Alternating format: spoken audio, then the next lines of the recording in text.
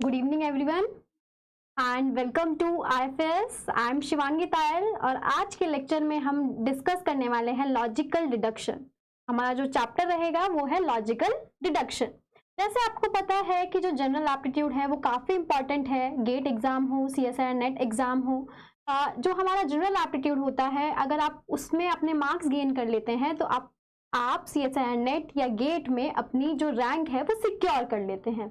और आप देखेंगे आज के लेक्चर से कि जो क्वेश्चंस हैं वो कितने इजी भी आते हैं कि आप इजीली उनको सिर्फ एक लॉजिकल सिचुएशन दी होगी आपको और उसको आपको एक आंसर को कंक्लूड करना होगा।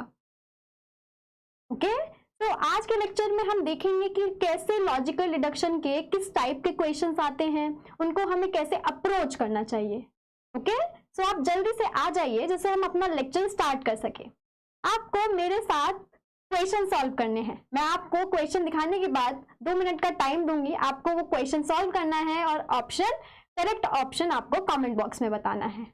ओके, तो जल्दी से आप आ जाइए। हेलो राहुल, गुड इवनिंग कविता।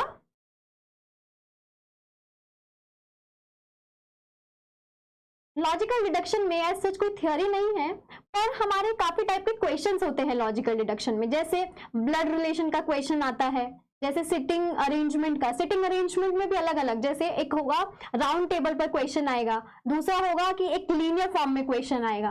ओके, एक पजल्स होंगी, आपको कोई एक पॉइंट्स दिए होंगे, उनसे आपको एक आंसर को कंक्लूड करना होगा। तो काफी वेरियस टाइप के क्वेश्चंस होते हैं लॉजिकल डिडक्शन में। तो आपको आज के लेक्चर में वही क्वेश्चन देखेंगे कि उनको कैसे अप्रोच करना है और कितने इजी क्वेश्चंस होते हैं।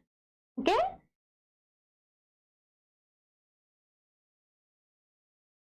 गुड इवनिंग प्रतीक्षा, गुड इवनिंग अभिषेक।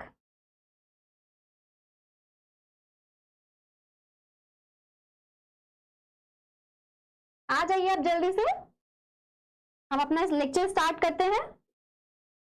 गुड इवनिंग कोमल। आप हमारे चैनल को सब्सक्राइब कर सकते हैं, लाइक कर सकते हैं वीडियो को और शेयर भी कर सकते हैं, क्योंकि जो हम क्वेश्चन डिस्कस करने वाले हैं वो कोई भी एग्जाम हो, CSIR नेट हो, गेट हो, वो सभी में हमारे यूजफुल है। ओके, तो हमें देखना है कि हमें कैसे क्वेश्चंस को अप्रोच करना चाहिए। ओके, जैसे कुछ क्वेश्चंस होते हैं, जैसे लॉजिकल क्वेश्चंस मैक्सिमम टाइम हम एलिमिनेशन मेथड से करते हैं।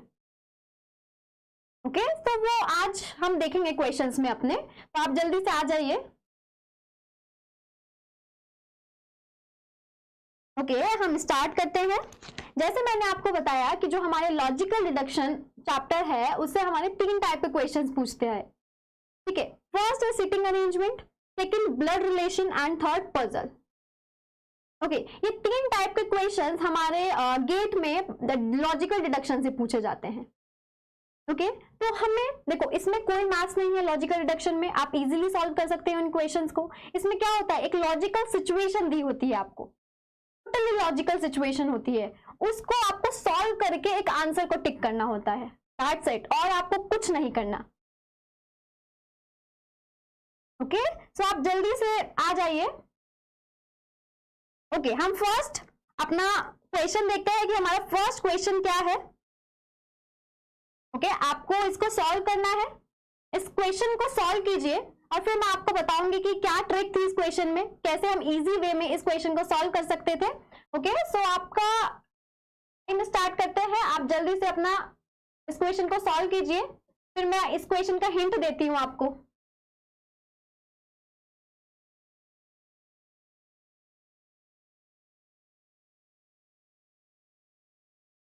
ओके, ये क्वेश्चन काफी इजी क्वेश्चन है, आप एटलीस्ट ट्राई कीजिए।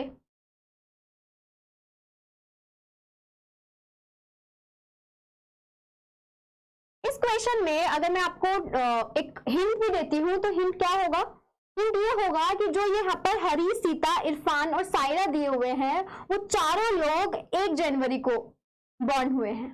ठीक है, उनका बर्थ डेट क्या है, 1 जनवरी है। मतलब इससे क्या कंक्लूजन हम निकाल सकते हैं कि जो उनका एज डिफरेंस है वो मिनिमम 1 तो है। मतलब ऐसा नहीं है कि कोई 6 मंथ बड़ा है या फिर 6 मंथ ओल्ड है या 6 मंथ यंग है। ये 6-7 मंथ्स वाला केस नहीं है यहाँ पर, 1 ईयर, 2 ईयर या मैक्सिमम 3 ईयर। ओके और आप ये तीनों जो यहाँ पर फॉलोइंग फैक्ट्स दिए हुए हैं, इन फैक्ट्स को देखिए, इन फैक्ट्स से आप आंसर बताइए।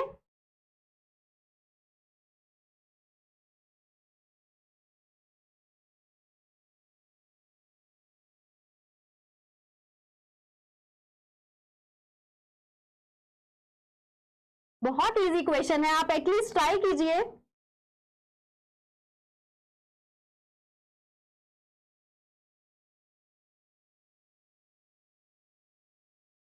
और मैंने अभी तो आपको हिंट भी दिया है कि ये तीनों फैक्ट देखिए, और जो यहाँ पर सबसे इंपॉर्टेंट फैक्ट ये है कि ऑल वर बॉर्न ऑन 1 जनवरी। ये सब में जो मिनिमम डिफरेंस है वो 1 ईयर का है।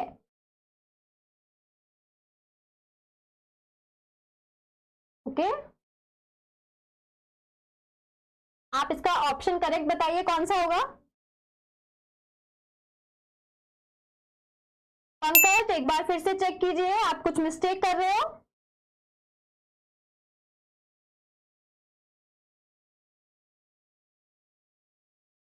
वेरी गुड कविता। आदित्य आप भी एक बार चेक कीजिए।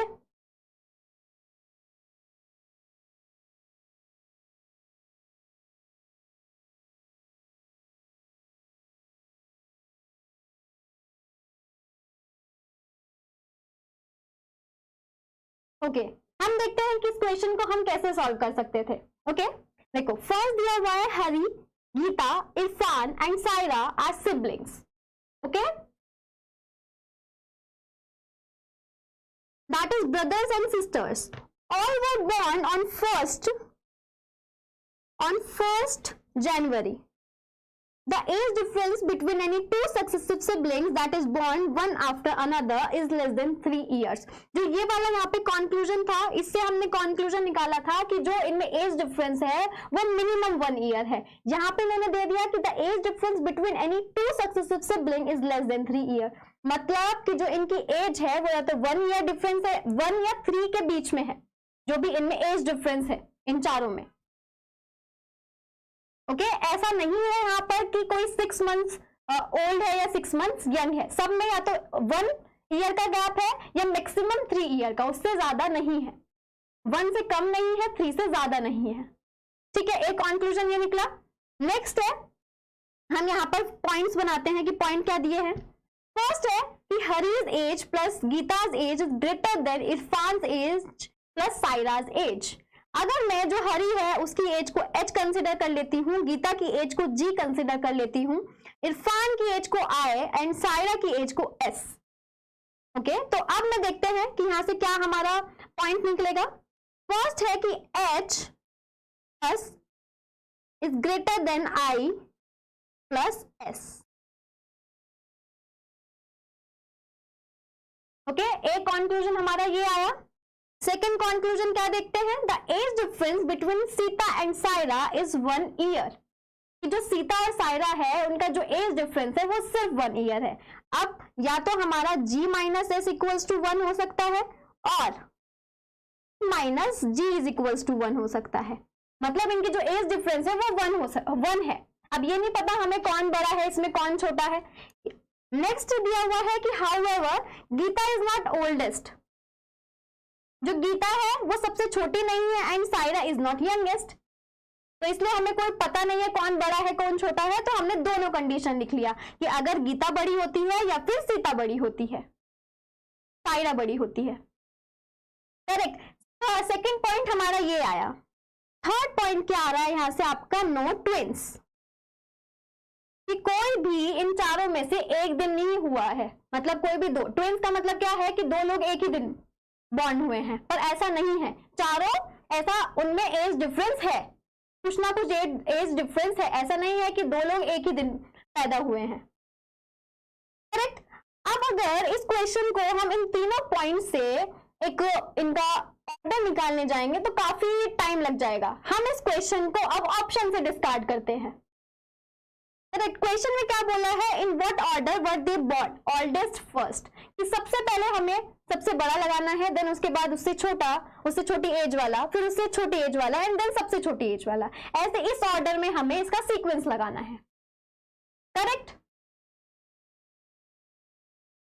ओके अब हम देखो फर्स्ट में हमें क्या बोला था, जो सेकंड केस था कि जो जी और एस है उसमें हमारा 1 ईयर का डिफरेंस है, ठीक है। और यहां से हमारी जो ये कंडीशंस थी, इससे मैंने क्या बोला था कि जो मिनिमम है वो हमारा 1 ईयर का होगा। तो मतलब क्या हुआ कि जो जी और एस है वो ऑल्टरनेट, ऐसा हुआ है कि जी अगर हमारा 2019 में बॉर्न हुआ है तो एस हमारा 2020 में बॉर्न होगा। ऐसे ही वाइस वर्सा कि अगर जी मेरा 2019 में बॉर्न हुआ है तो एस मेरा 2020 में होगा।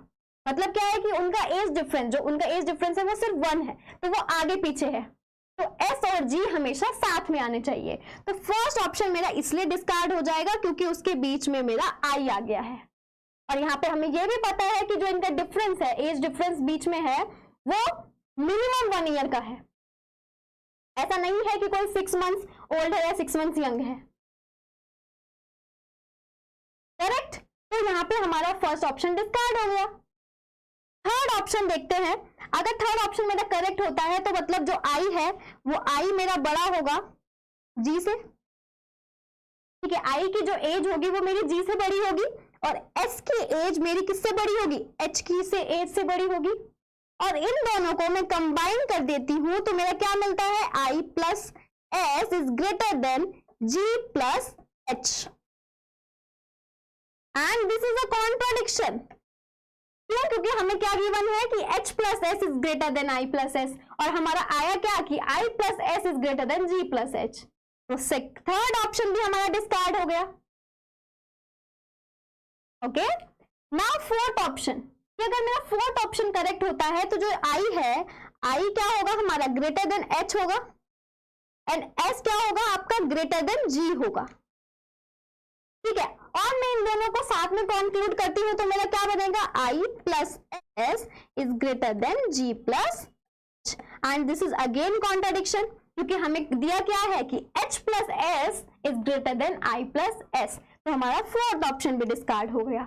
और जनरल एप्टीट्यूड में हमारा कौन सा, एक ही ऑप्शन करेक्ट होता है, एमसीक्यू होता है, 3 ऑप्शन हम ऑलरेडी डिस्कार्ड कर चुके हैं, तो हमारा कौन सा ऑप्शन करेक्ट हो जाएगा, सेकेंड ऑप्शन करेक्ट हो जाएगा।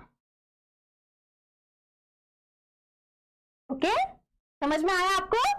देखो क्वेश्चन में हमें क्या क्या हिंट्स दिए हुए थे। क्वेश्चन में हिंट दिया था कि ऑल वर बोर्न ऑन 1 जनवरी, मतलब जो चारों लोग हैं वो 1 जनवरी को बॉर्न हुए हैं, मतलब उनमें मिनिमम एज डिफरेंस 1 ईयर का है।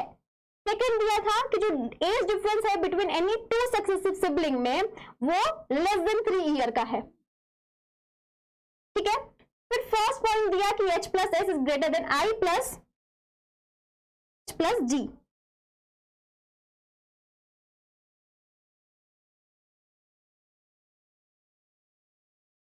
Okay, h plus G is greater than i plus S है। सेकंड है कि जो हमारा g माइनस एस है, मतलब कि जो g और s में जो हमारा एज डिफरेंस है वो कितना है, 1 ईयर है, या तो g minus S equals to 1 होगा, मतलब इसकी एज का इसके साथ डिफरेंस 1 होगा, या फिर s minus G equals to 1 होगा। थर्ड है नो ट्विंस, मतलब कि एक दिन कोई 2 लोग नहीं पैदा हुए हैं। अब इससे मैंने कंक्लूजन कैसे निकाला कि जो हमारा s और g है वो हमारा कॉन्जिक्यूटिव ईयर में पैदा हुए हैं, मतलब एक बार s हुआ है तो नेक्स्ट ईयर हमारा g हुआ है, अदरवाइज g अगर 2019 में हुआ है तो s हमारा उसके नेक्स्ट ईयर में हुआ है, तो s g हमारे साथ में आएंगे। तो फर्स्ट ऑप्शन में हमारा s g साथ में नहीं था, i बीच में आया था, तो इसलिए फर्स्ट ऑप्शन डिस्कार्ड हो गया।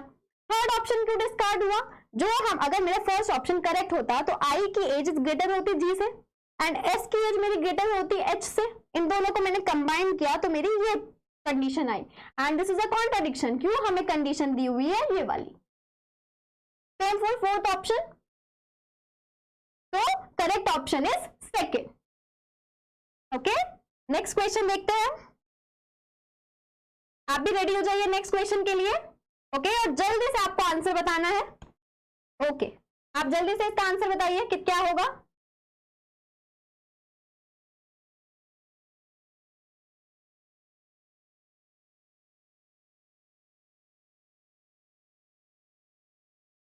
ओके, आपको जल्दी से इसका आंसर बताना है, बताइए क्या होगा। इस क्वेश्चन में भी आपको क्वेश्चन को केयरफुली रीड करना है, उससे आपको इजीली आंसर मिल जाएगा। आप ऑप्शन को डिस्कार्ड कीजिए, जो भी आपको ऊपर से कंडीशन दी हुई है उनसे आप ऑप्शन को देखिए। अब आप इस क्वेश्चन में तो इजीली ऑप्शन डिस्कार्ड कर सकते हैं। इवन आप अगर फर्स्ट लाइन भी पढ़ते हैं ना इस क्वेश्चन की, फर्स्ट जो कंडीशन दी हुई है ना, अगर वो भी पढ़ते हैं ना तो आप इजीली डिस्कार्ड कर सकते हैं और ऑप्शंस। ओके, तो आप जल्दी से देखिए क्वेश्चन।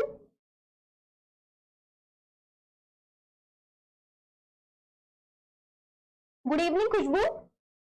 हेलो नसीमा, आप जल्दी से क्वेश्चन सॉल्व कीजिए आप भी।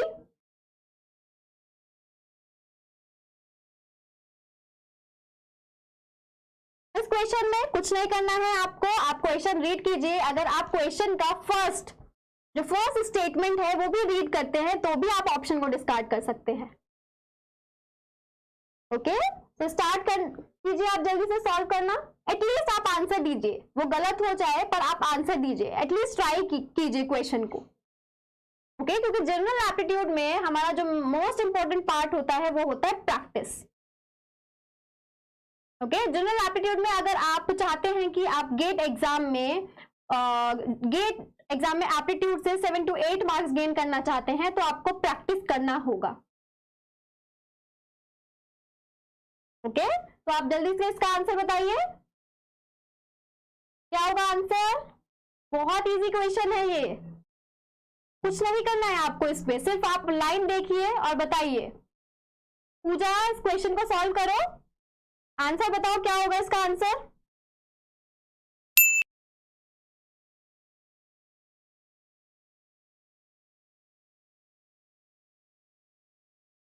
आप अगर इस क्वेश्चन को रीड कर रहे हो ना, ठीक है, आप अगर ऑनेस्टली इस क्वेश्चन को रीड कर रहे हो तो आप फर्स्ट लाइन से सारे ऑप्शन डिस्कार्ड करके एक करेक्ट ऑप्शन को टिक कर सकते हो। ओके, इसका मतलब है कि आप क्वेश्चन रीड ही नहीं कर रहे हो। Very good Suman, Kavita, question तो रीड कीजिए। Very good Naseema, very good Ranvijay, very good. Okay, अब हम स्टार्ट करते हैं इस क्वेश्चन को। Question है, the head of a newly formed government desires to appoint 5 of the 6 selected members P, Q, R, S, T and U to portfolios of home, power, defense, telecom and finance। ठीक है, जो भी हमें ये 6 alphabets दिया हुआ है उनमें से 5 को ही पोर्टफोलियो मिलने हैं, home, power, defence, telecom and finance. ठीक है, इन 6 में से 5 को मिलना है। अब हमें कुछ कंडीशंस दी हुई है, उस कंडीशंस को हमें सॉल्व करके वो 5 लोग बताने हैं। ओके, वो 5 लोग बताने हैं जिनको वो पोर्टफोलियो मिलेंगे। करेक्ट, तो देखते हैं हमारा क्या है इस क्वेश्चन से हम क्या कंक्लूजन निकाल सकते हैं। देखो, you does not want any portfolio if S gets one of the 5। इसका कंडीशन क्या है कि अगर हमारा इसको कोई भी पोर्टफोलियो मिलता है तो यू को नहीं चाहिए। ओके, सेकेंड है हमारा कि जो आर है, आर को या तो होम चाहिए, होम, फाइनेंस और नो पोर्टफोलियो। करेक्ट। थर्ड हमारा क्या बोल रहा है, Q says if S gets either power और telecom then she must get the other one. कि जो भी एस को मिलेगा पावर या टेलीकॉम में से क्यू को उससे ऑपोजिट मिल जाएगा। मतलब कि अगर एस को हमारा पावर मिल रहा है तो क्यू को मेरा क्या मिलेगा, टेलीकॉम मिलेगा। और अगर क्यू को मेरा पावर मिल रहा है तो एस को मेरा टेलीकॉम मिलेगा। थर्ड ऑप्शन यही बोल रहा है। नेक्स्ट फोर्थ क्या बोल रहा है कि T insist on a portfolio if P gets one. कि अगर P को हमारा मिलेगा तो T को भी मिलना चाहिए। इंसिस्ट कर रहा है कि अगर T को मिला है तो मुझे भी मिले। अब इन 4 कंडीशन से हमें ऑप्शन देखने हैं कि वो 5 कौन से अल्फाबेट है जिनको हमारा पोर्टफोलियो मिला है। ओके, तो फर्स्ट देखो, फर्स्ट में हमारा क्या है, P को होम मिला है, Q को पावर मिला है, R को डिफेंस मिला है, S को टेलीकॉम मिला है, T को फाइनेंस मिला है। हम फर्स्ट ऑप्शन देखते हैं, जो हमारी फर्स्ट कंडीशन थी फर्स्ट वाली की, क्या हमारा S और U साथ में आ रहे हैं, तो वो ऑप्शन डिस्कार्ड कर देंगे अगर हमारा S और U साथ में आ रहे होंगे। तो थर्ड ऑप्शन में देखो S भी है साथ में और U भी है, और क्या बोला था कि you does not want any portfolio if S gets one of the 5, कि अगर कोई भी पोर्टफोलियो एस को मिलता है तो यू को कोई पोर्टफोलियो नहीं चाहिए। तो ये कंडीशन सेटिस्फाई नहीं हो रही है थर्ड ऑप्शन में, तो ये इसलिए कैंसिल हो जाएगा ऑप्शन। ओके और सब में अगर एस है तो यू नहीं है, एस सेकंड ऑप्शन में भी एस है पर यू नहीं है, फोर्थ ऑप्शन में भी एस यू है पर एस नहीं है, तो ये कंडीशन सेटिस्फाई कर रहे हैं फर्स्ट वाली। ओके सेकंड है कि आर को होम मिल रहा है, होम मिलना चाहिए, फाइनेंस मिलना चाहिए और नो पोर्टफोलियो मिलना चाहिए। तो फर्स्ट में देखो आर को डिफेंस मिल रहा है, तो कट करो इसको, क्योंकि आर की क्या डिमांड है कि या तो उसको होम मिले, फाइनेंस मिले या कोई पोर्टफोलियो ना मिले, और यहाँ पे फर्स्ट में आर को क्या मिल गया, डिफेंस मिल गया, तो ये हमारी कंडीशन को डिस्कार्ड कर रहा है, तो फर्स्ट ऑप्शन रॉन्ग हो गया। फोर्थ देखो, फोर्थ में आर को क्या मिल रहा है, टेलीकॉम मिल गया है, टेलीकॉम नहीं मिलना चाहिए था, क्या मिलना चाहिए था, होम, फाइनेंस या फिर नो पोर्टफोलियो, तो फोर्थ ऑप्शन भी डिस्कार्ड हो गया। अब आपके 4 ऑप्शन में से 3 ऑप्शन डिस्कार्ड हो गए, तो करेक्ट ऑप्शन कौन सा हुआ, सेकेंड ऑप्शन। करेक्ट, मतलब आप अगर इस क्वेश्चन को रीड कर रहे थे और सेकेंड स्टेटमेंट तक ही रीड किया था आपने, तो आपको आंसर मिल गया था, आपको थर्ड और फोर्थ तक तो जाना ही नहीं पड़ा। इसलिए मैं आपको बोल रही थी कि एटलीस्ट क्वेश्चन को रीड करिए। ओके अब देखो क्या हमारा सेकंड ऑप्शन और जो 2 कंडीशन बची है उनको सेटिस्फाई कर रहा है। देखो कि एस गेट्स ईदर पावर और telecom then she must get the other one, S को अगर पावर या टेलीकॉम में से कुछ भी मिल रहा है तो क्यू को उसका ऑपोजिट मिलेगा। तो देखो यहाँ पर अगर एस, यहाँ पर एस को क्या मिल रहा है, पावर मिल रहा है, तो क्यू को क्या मिलना चाहिए, टेलीकॉम, तो थर्ड कंडीशन हमारी सेटिस्फाई हो गई। फोर्थ देखो कि अगर पी है हमारा तो टी भी होना चाहिए, तो देखो पी है टी भी है यहाँ पर, तो हमारा सेकेंड ऑप्शन करेक्ट हो जाएगा। तो जिसने भी सेकेंड ऑप्शन करेक्ट बताया था, वेरी गुड ममता, वेरी गुड कविता। ओके तो इस क्वेश्चन का आंसर हमारा क्या, कौन सा ऑप्शन है, second option. Okay next question के लिए रेडी हो जाइए जल्दी से आप। देखिए क्वेश्चन,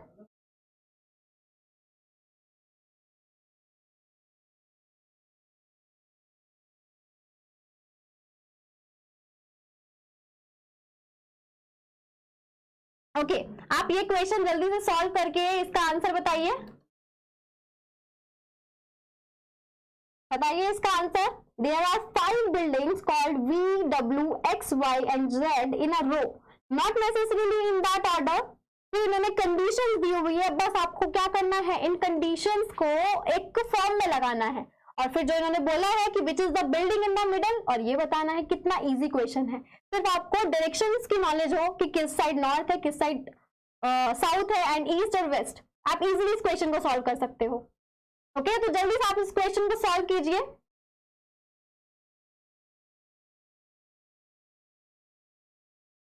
गुड इवनिंग प्रियांशी जल्दी से इस क्वेश्चन को सॉल्व करके इसका आंसर बताइए।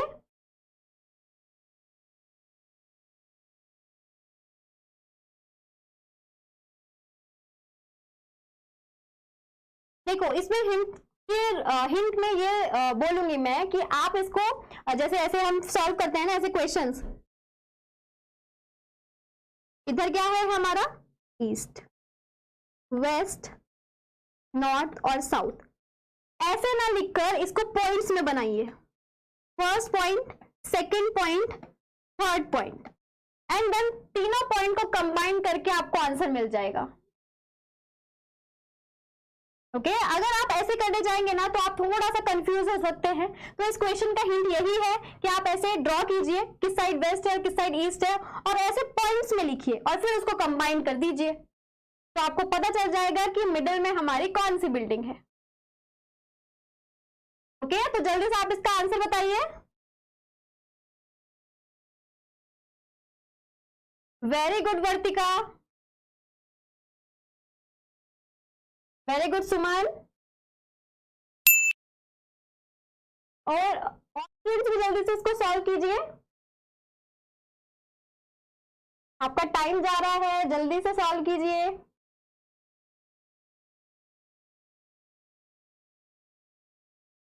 ओके हम स्टार्ट करते हैं इस क्वेश्चन को। फर्स्ट क्या बोला है, V is to the west of W। First condition को पहले लिखते हैं हम कि जो V है is to the west of W। Kavita आप फिर से चेक कीजिए, आप कहीं ना कहीं अभी भी मिस्टेक कर रही हैं।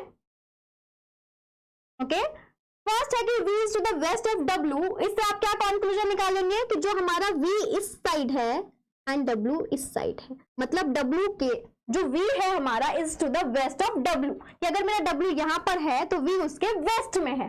तो फर्स्ट मेरा ये कंक्लूजन निकला।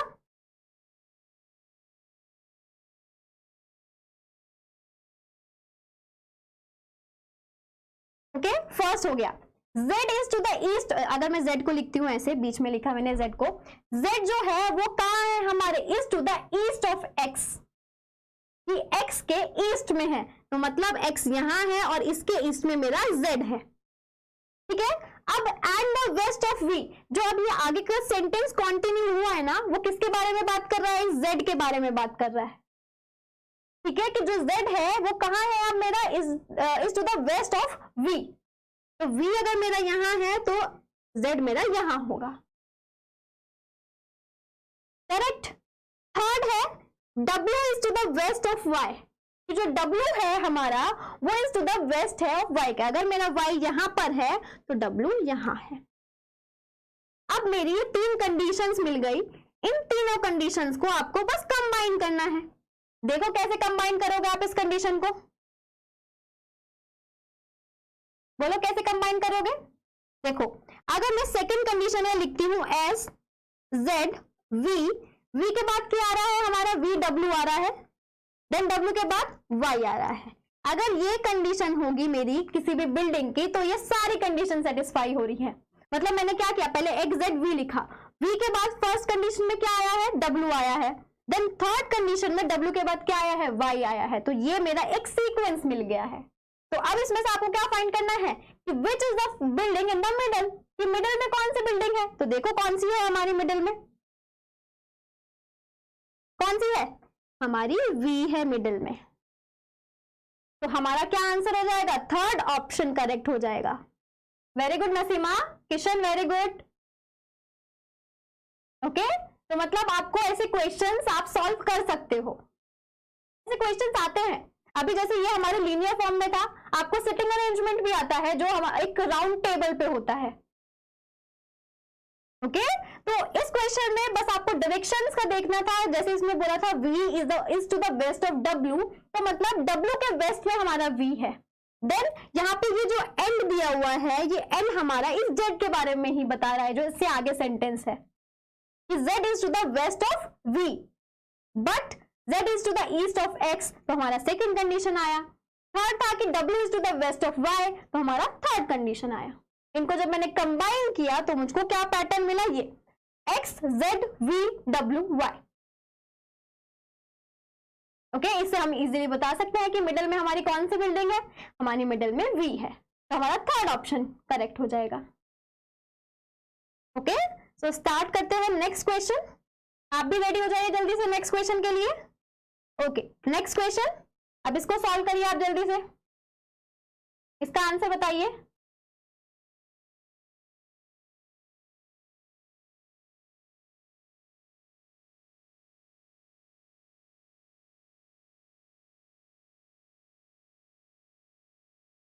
ओके, आप जल्दी से इस क्वेश्चन को सॉल्व करिए, बताइए इसका आंसर क्या होगा। इस क्वेश्चन को आप वेन डायग्राम से सॉल्व कर सकते हैं। एक हिंट ये है, वेन डायग्राम में इसके केसेस बनेंगे, एक हिंट ये है। ओके, तो आप जल्दी से इसका वेन डायग्राम बनाइए, इस क्वेश्चन को सॉल्व कीजिए।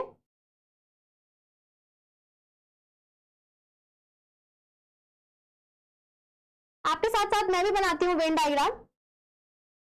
आप आंसर बताइए इसका क्या होगा, एटलीस्ट आप ट्राई कीजिए। क्या बोला है यहाँ पर कि no manager is a leader. ठीक है, तो एक आप मैनेजर का सर्कल बनाइए, एक लीडर का सर्कल बनाइए, और इन दोनों में कोई कुछ कॉमन नहीं है। देन बोला ऑल लीडर आर एग्जीक्यूटिव, जो सारे लीडर्स है वो हमारे क्या है, एग्जीक्यूटिव है। ठीक है, तो हमारा जो एग्जीक्यूटिव का सर्कल होगा उसके अंदर हमारा लीडर आ जाएगा। ओके तो आप जल्दी से इसको एक बार ट्राई कीजिए, एटलीस्ट ट्राई कीजिए आप, फिर मैं उसके बाद इसको सॉल्व करती हूँ कि मैं हमारे इसमें क्या क्या वेन डायग्राम्स बनेंगे और क्यों हमारे ऑप्शन डिस्कार्ड हो जाएंगे। ओके तो आप ट्राई कीजिए। वेरी गुड वर्तिका।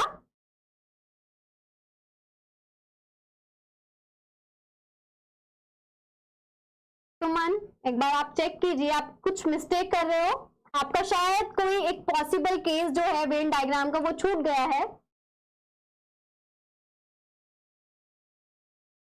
कविता आप भी एक बार चेक कीजिए।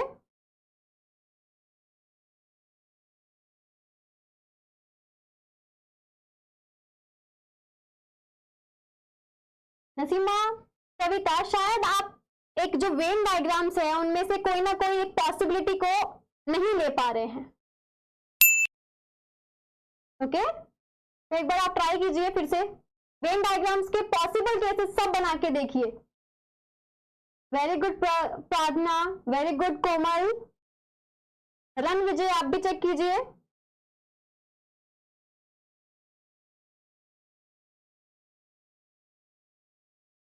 ओके तो हम स्टार्ट करते हैं अपना, देखो कैसे करना है ये क्वेश्चन। फर्स्ट है no manager is a leader. Okay तो फर्स्ट मेरा जो वेन डायग्राम है वो क्या बनेगा, है ना, कि मतलब जो एक हमारा मैनेजर है और लीडर का कोई रिलेशन नहीं है। ठीक है, ये हमारा क्या है, मैनेजर है और ये क्या है, हमारा लीडर है।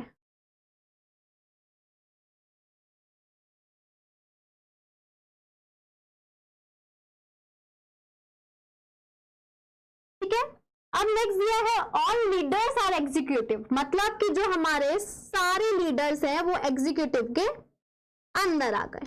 तो ये बाहर वाला हमारा किसको रिप्रेजेंट कर रहा है, एग्जीक्यूटिव को रिप्रेजेंट कर रहा है। ओके एक केस तो ये हो गया कि हमारा जो मैनेजर है और लीडर का कोई रिलेशन नहीं है, ऑल लीडर एज एग्जीक्यूटिव, तो ये केस हो गया। सेकंड केस ये भी तो हो सकता है ना, क्योंकि क्वेश्चन में मैनेजर और लीडर का रिलेशन दिया है कि no manager is a leader, पर कुछ मैनेजर हमारे एग्जीक्यूटिव तो हो सकते हैं ना। तो एक केस हमारा क्या बनेगा,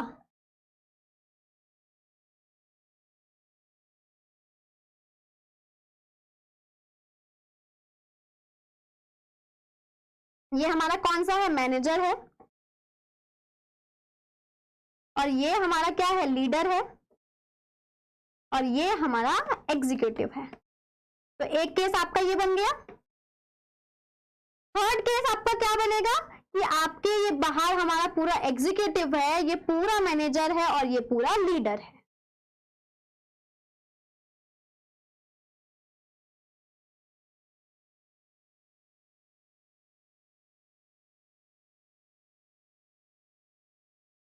क्योंकि इन्होंने यहां पर क्या दिया है, एग्जीक्यूटिव और मैनेजर का कोई रिलेशन नहीं दिया है ना, एग्जीक्यूटिव और मैनेजर का कोई रिलेशन नहीं है, तो इसलिए हमारे यहाँ पर 3 केस बन गए। अब इन्होंने कंक्लूजन क्या दिया है कि no manager is an executive. तो देखो पहले क्या बोल रही हूं मैं कि जो ये कंक्लूजन है ना वो हमारी तीनों वेन डायग्राम सेटिस्फाई करना चाहिए। अगर हमारा एक वेन डायग्राम भी वो डिससेटिस्फाई कर जाता है तो ऑप्शन हमारा रॉन्ग होगा, वो कंक्लूजन हमारा रॉन्ग होगा। ओके तो फर्स्ट देखो, फर्स्ट है कि no manager is an executive, मतलब कि कोई भी मैनेजर मेरा एग्जीक्यूटिव नहीं है। तो ये मेरा फर्स्ट कंडीशन को सेटिस्फाई कर रहा है, फर्स्ट वेन डायग्राम को सेटिस्फाई कर रहा है। और यहाँ पर क्या है, सम मैनेजर आर एग्जीक्यूटिव, तो ये मेरा डिस्कार्ड कर रहा है। इसमें तो ऑल मैनेजर आर एग्जीक्यूटिव है, तो ये भी डिस्कार्ड कर रहा है। और करना क्या चाहिए, तीनों हमारे वेन डायग्राम को सेटिस्फाई करना चाहिए। ठीक है, तो हमारा जो कंक्लूजन फर्स्ट है वो नहीं फॉलो हो रहा है, नहीं होल्ड हो रहा है। सेकंड है no executive is a manager, यहां पर क्या है, फर्स्ट केस सेटिस्फाई हो रहा है, no executive is a manager. Second में सम एग्जीक्यूटिव और मैनेजर, ठीक है, तो ये हमारा रॉन्ग हो जाएगा क्योंकि यहां पर नो बोला हुआ है, no executive is a manager. इसमें क्या बोला है कि ऑल हमारे manager are executive and some executive are managers, ठीक है। और यहाँ पे क्या बोला है कि नो एग्जीक्यूटिव इज मैनेजर, तो ये भी हमारा रॉन्ग हो जाएगा। तो जो हमारा सेकंड कंक्लूजन है वो भी एक वेन डायग्राम सेटिस्फाई कर रहा है पर दो वेन डायग्राम सेटिस्फाई नहीं कर रहा है। कोई भी कंक्लूजन निकालने से पहले वो हमारा तीनों वेन डायग्राम को सेटिस्फाई करना चाहिए। तो यहाँ पर इसलिए ये दोनों कंक्लूजन हमारा ये वेन डायग्राम नहीं फॉलो कर रहे हैं, इसलिए हमारा थर्ड ऑप्शन करेक्ट होगा, neither conclusion one nor second follows. Okay, ठीक है। ये तीन वेन डायग्राम आपने बनाए थे, इसमें हमारा जो मैनेजर था वो उसका लीडर से कोई रिलेशन नहीं है, बस इन्होंने मैनेजर और लीडर का कोई रिलेशन नहीं दिया है, उसकी वजह से ये तीन डायग्राम बने हैं हमारे। ओके, तो यहाँ पर अगर मैनेजर और एग्जीक्यूटिव का कोई रिलेशन हो, अगर मैनेजर सारे हमारे एग्जीक्यूटिव के अंदर आए, ये सारे पॉसिबल केसेस है ना। ओके, और ऑप्शन में क्या दिया हुआ है जो हमारा कंक्लूजन है, no manager is an executive, पर इसमें तो हमारे कुछ मैनेजर हैं एग्जीक्यूटिव, इसमें सारे मैनेजर हमारे एग्जीक्यूटिव है। तो फर्स्ट तो इजीली हमारे दो वेन डायग्राम ऐसे हो रहे हैं जो हमारा फर्स्ट कंक्लूजन फॉलो नहीं कर रहे हैं, तो इसलिए रॉन्ग हो गया। सेकंड है no executive is a manager, ये तो बिल्कुल गलत हो गया। क्यों? क्योंकि फर्स्ट तो हमारा सेटिस्फाई कर रहा है, पर सेकंड में भी सम एग्जीक्यूटिव आर मैनेजर, थर्ड में क्या है, सम एग्जीक्यूटिव आर मैनेजर। ठीक है, तो इसलिए हमारा थर्ड ऑप्शन करेक्ट हो जाएगा।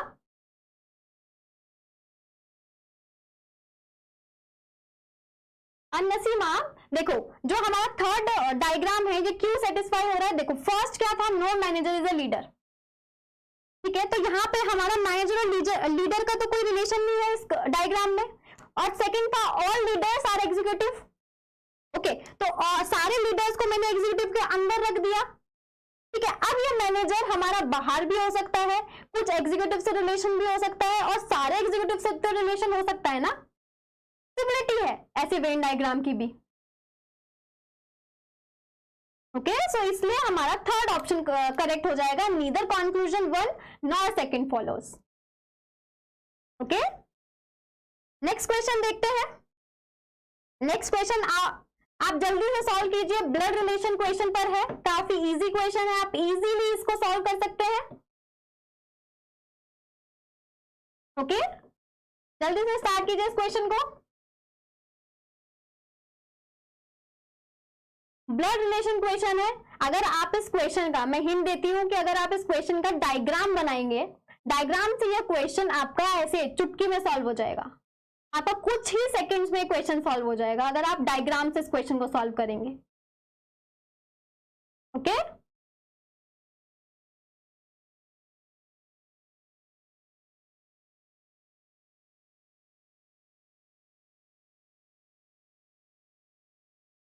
नसीमा सेकेंड स्टेटमेंट में दिया हुआ है no manager is a leader, ये नहीं दिया हुआ है कि हमारा जो no manager is an executive. Correct, तो यहाँ पे मैंने लीडर और मैनेजर का तो कोई रिलेशन ही नहीं बताया ना, ये बाहर वाला एग्जीक्यूटिव है, ये लीडर है और ये मैनेजर है। करेक्ट, तो ये हमारा जो ये डायग्राम है ये दोनों कंडीशन सेटिस्फाई कर रहा है ना। देखो, no manager is a leader, यहाँ पे मैनेजर अलग है, लीडर अलग है। सेकेंड है ऑल लीडर आर एग्जीक्यूटिव, जो सारे लीडर्स हैं वो हमारे एग्जीक्यूटिव हैं। तो हमारा जो कंडीशन नहीं दी हुई है वो मैनेजर और एग्जीक्यूटिव की नहीं दी हुई है, तो वो कुछ भी हो सकती है कि कुछ मैनेजर मेरे एग्जीक्यूटिव है, या सारे मैनेजर मेरे एग्जीक्यूटिव है, या फिर कोई भी मैनेजर मेरे एग्जीक्यूटिव नहीं है, कोई भी पॉसिबिलिटी हो सकती है।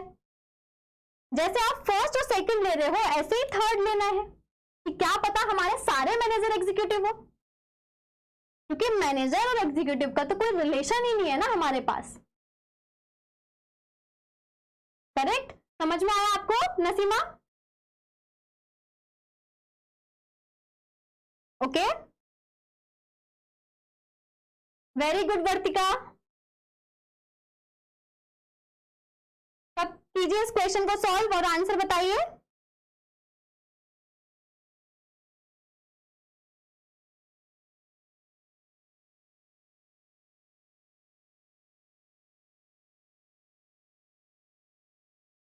इस क्वेश्चन में आपको क्या बनाना है, डायग्राम बनाना है, तो बनाते हैं। देखो, यहां पर क्या लेती हूं मैं, एम लेती हूं, M and N had 4 children, मतलब यहाँ पर ये मेंशन नहीं किया है कि M फीमेल है या N फीमेल है।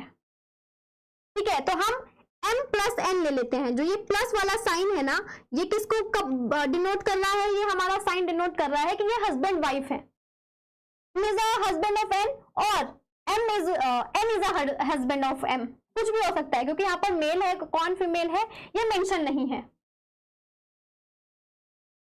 Okay, very good Suman and very good कविता।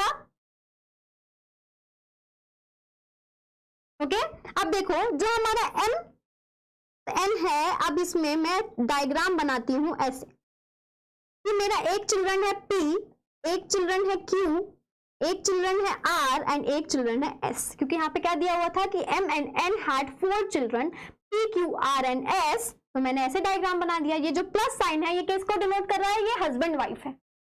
अब इसमें से कौन हस्बैंड है कौन वाइफ है हमें नहीं पता। ठीक है, अब इनके 4 बच्चे हैं P, Q, R and S, जिनमें से P और R मैरिड हैं, मतलब इनके साथ कोई ना कोई है, मतलब ये किसी ना किसी के हस्बैंड है या किसी ना किसी की वाइफ है। ओके, अब they had children X and Y respectively, respectively one आया तो मतलब का चाइल्ड हमारा यहाँ पर X है और R का चाइल्ड हमारा यहाँ पर Y है।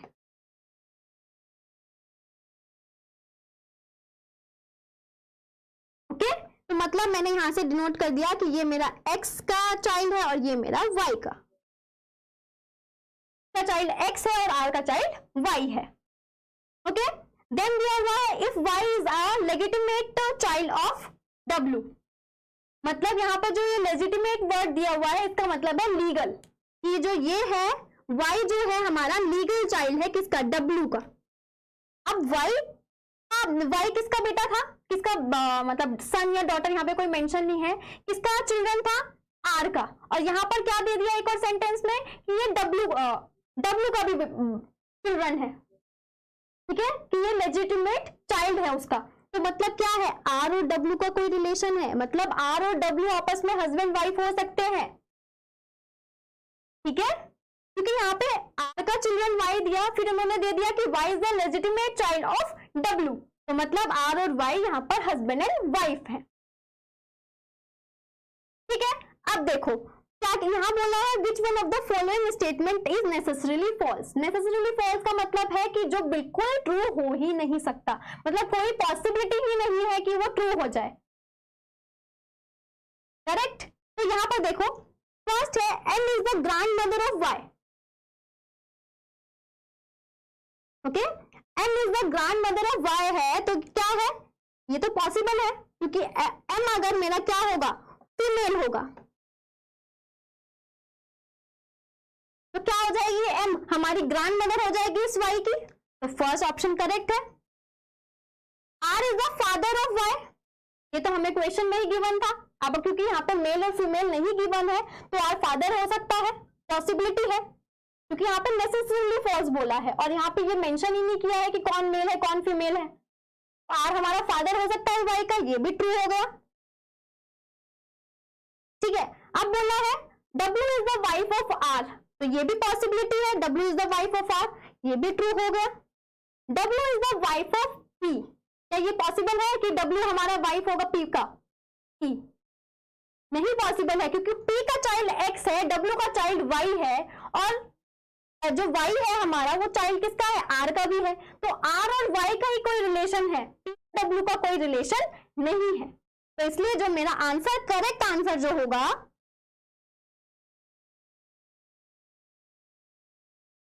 वो करेक्ट आंसर कौन सा होगा? Fourth option, W is the wife of P is necessarily false, ये कभी ट्रू हो ही नहीं सकता। Okay, very good Sandipan, very good मेघना, प्रियांशी, कृष्णा एंड कविता। हाँ, वर्तिका ये क्वेश्चन गेट एग्जाम का है। ओके, तो हमने क्या किया क्वेश्चन में हमने डायग्राम बनाया।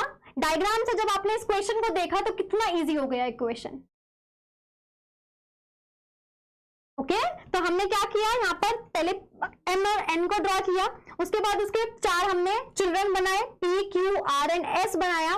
फिर यहाँ पे क्या दिया हुआ था कि जो p और r है वो क्या है, मैरिड है इन दोनों में से, मतलब ये भी मैरिड है और ये भी मैरिड है। अब इन्होंने p का चिल्ड्रन दे दिया x और r का चाइल्ड दिया y। करेक्ट। अब इसमें से बोला कि जो y है, y is are legitimate child of w, मतलब जो y है मेरा वो लीगल चाइल्ड है w का, तो मतलब यहाँ r और w का कोई रिलेशन होगा। अब क्वेश्चन में पूछा था कि कौन सा ऑप्शन नेसेसरीली फॉल्स होगा, तो फर्स्ट ऑप्शन तो ट्रू हो सकता है, सेकंड भी हो सकता है, थर्ड भी हो सकता है, पर फोर्थ कभी ट्रू नहीं हो सकता, इसलिए मेरा जो करेक्ट आंसर है वो फोर्थ ऑप्शन है। ओके, तो स्टार्ट करते हैं नेक्स्ट क्वेश्चन। आप जल्दी से रेडी हो जाइए, नेक्स्ट क्वेश्चन। ओके, अब आप जल्दी से इस क्वेश्चन को सॉल्व कीजिए। यहाँ पे ये सिटिंग अरेंजमेंट का जो हमारा एक दूसरा टाइप है राउंड टेबल वाला, वो टाइप है। जैसे अभी हमने लीनियर फॉर्म वाला किया, ये एक सीरीज पैटर्न में था, हमारा लीनियर पैटर्न में था, ये हमारा सर्कुलर टेबल वाला क्वेश्चन है। ओके, तो आप जल्दी से सॉल्व करके इसका आंसर बताइए।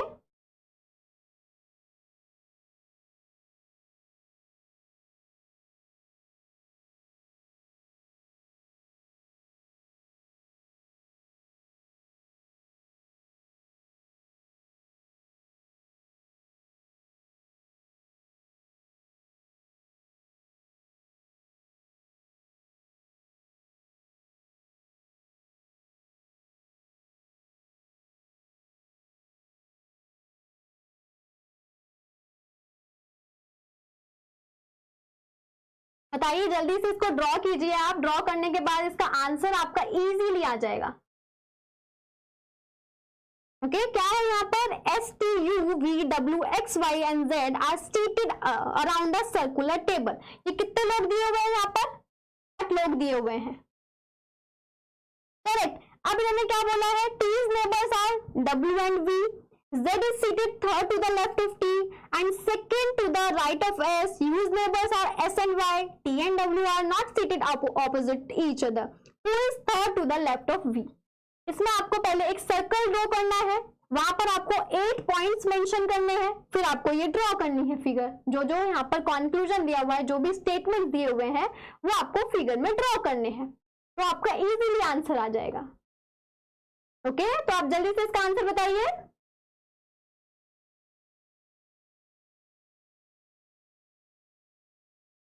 एटलीस्ट आप ट्राई कीजिए, एक सर्कल बनाइए, सर्कल पे आप 8 पॉइंट्स दीजिए। ओके, और स्टार्ट वाली जो हमारा दिया हुआ स्टेटमेंट, उसको ड्रॉ करना स्टार्ट कीजिए। जैसे बोला है T's neighbours are Y and V, तो एक जगह टी रखिए, उसके आसपास वी एंड डब्ल्यू रखिए, वी एंड वाई रखिए। Same for second statement. तो करिए आप जल्दी से क्वेश्चन को सॉल्व। आंसर बताइए क्या होगा इसका।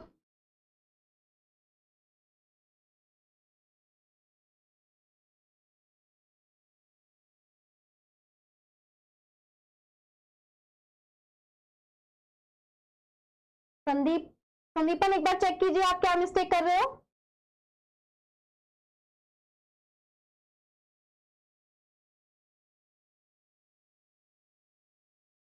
ओके, चलो हम सॉल्व करते हैं इस क्वेश्चन को।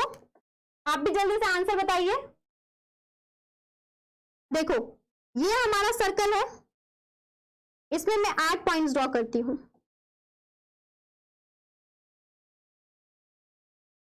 ठीक है, अब यहां पर कोई एक point, second, third, fourth, fifth, six, seventh और 8th। अब मैं इसको ड्रॉ करना स्टार्ट करती हूँ। फर्स्ट दिया हुआ है T's neighbours are Y and V. ये जो टी है, अगर मैं टी को यहां लेट करती हूँ, अगर मैं टी को यहां लेट करती हूँ, तो वाई और वी उसके आसपास में है। मतलब अगर मैं इसको वाई को यहां कंसिडर कर रही हूँ और वी को यहां कंसिडर कर रही हूँ, तो ये करेक्ट हो गया कि T's neighbours are Y and V. जो भी चेंजेस होंगे वो हम बाद में कर लेंगे ना, जब हम आगे के स्टेटमेंट्स करेंगे। अभी आप कहीं पर भी टी को रखिए और उसके नेबर्स में वी और डब्ल्यू दे दीजिए, वी और वाई दे दीजिए। ओके, वेरी गुड सुमन। वर्तिका आप भी एक बार चेक कीजिए। ओके, नेक्स्ट है Z is seated third to the left of T। का लेफ्ट हमारा किस साइड होगा, इस साइड होगा। ठीक है, अब हमें थर्ड पे बैठा है कौन, z, यही तो दिया हुआ है, z is seated third to the left of t, तो थर्ड प्लेस कौन सा बनेगा, 1 ये है, सेकंड ये है, थर्ड ये है, लेफ्ट इस साइड है, करेक्ट, तो उसकी थर्ड प्लेस पे हमारा z बैठा है, तो मैंने यहाँ पे z को प्लेस कर दिया। नेक्स्ट है and second to the right of s, जो यहाँ पर जब ये एंड आ जाता है ना, ये एंड वर्ड जो हमारा फॉर्मर होता है उसी के बारे में बताता है, यहाँ पर फॉर्मर कौन है, z है, तो z के बारे में ही ये आगे सेंटेंस है कि z is the second to the right of s, मतलब कि s अगर मेरा यहां पर है तो s के राइट का, मैं राइट में सेकंड प्लेस पे बैठा है, तो यहां पर ये z यहां पर आ गया। ओके, अब है कि जो U's neighbours are s and y, अब जब मेरा s यहाँ फिक्स हो गया तो जो u है उसके नेबर्स कौन कौन है, s है और y है, तो मतलब कि यहाँ मैंने v और y रखा था, अगर मैं इनको रिप्लेस कर देती हूँ, यहाँ पे y करती हूँ और यहाँ पे v करती हूँ, यहाँ पे y और यहाँ पे v, तो मैं यहाँ u को रख सकती हूँ क्योंकि u के नेबर कौन कौन है, s है और y है। नेक्स्ट है कि t and w are not seated opposite each other, t यहाँ बैठा है तो उसके सामने w नहीं बैठा होना चाहिए, तो w मेरा कहाँ बैठेगा, w मेरा यहां पर बैठेगा। अब एक प्लेस बचा तो हमारा देख लीजिए कौन सा वेरिएबल रह गया है, यहां पर हमारा x आ जाएगा। ओके, अब इन्होंने क्या बोला है, who is third to the left of v, v का लेफ्ट किस साइड आएगा, इस साइड आएगा, और देखना है थर्ड पोजीशन पे, तो फर्स्ट पोजीशन ये है, सेकंड पोजीशन ये है, तो थर्ड पोजीशन ये हो जाएगी, तो हमारा आंसर कौन सा करेक्ट हो जाएगा, x। Okay, and very good everyone, Meenakshi, Komal, Pragya, Sobhiyan, Pintu, Poonam, Jyoti, Kavita, Krishna, आप एक बार चेक कीजिए आप क्या मिस्टेक कर रहे हो, आपका थर्ड ऑप्शन नहीं है, फर्स्ट ऑप्शन करेक्ट है x। ओके, क्या था इस क्वेश्चन में, हमें 8 लोग दिए हुए थे और उसको हमें अरेंज करना था एक राउंड टेबल पर, और ये कंडीशंस दी हुई थी। फर्स्ट कंडीशन क्या थी कि जो d के नेबर है वो कौन कौन है, y है और v है, तो मैंने y को यहाँ रखा और v को यहाँ रखा। आप अगर ऑपोजिट में भी रखेंगे तो जब नेक्स्ट कंडीशन आएगी तो आपको समझ में आएगा कि अगर मैं इसको इधर रखती हूँ तो मेरा ऑप्शन सही हो जाएगा। ठीक है, तो यहाँ पर v रखा, यहाँ पे y रखा। z is seated third to the left of t, t का लेफ्ट इस साइड है और थर्ड प्लेस पे हमारा z है, and second to the right of s, कि अगर मेरा s यहाँ पर है तो उसके राइट में सेकेंड प्लेस पर मेरा z है, तो ये कंडीशन हो गई। Neighbours are x and y, x यहाँ है y यहाँ है, तो इसके बीच में u हो गया।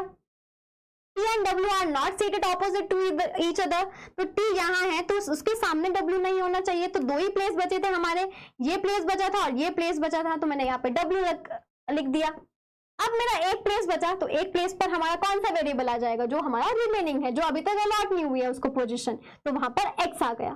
तो पूछा क्या था, who is third to the left of v, ठीक है, तो v का लेफ्ट इस साइड होगा और उसका थर्ड प्लेस पर, तो थर्ड प्लेस पर हमारा x आ गया, तो हमारा first question, first option correct हो जाएगा।